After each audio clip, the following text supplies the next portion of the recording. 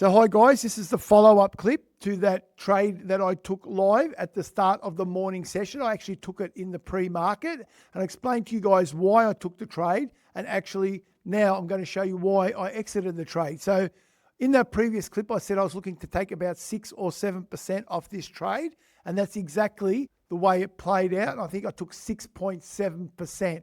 So one of the reasons why I got out of this trade is because it started forming an inverse head and shoulder pattern, as you can see on the screen here.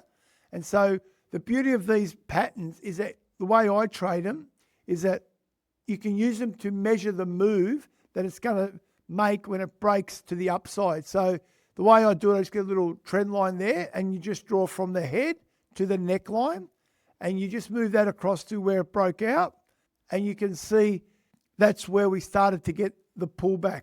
So I'm out of this trade, but I hope you guys enjoyed watching me talk you through a trade. So that was at the start of the morning session. I told you exactly my entry, and I'm telling you now exactly where I exited the trade.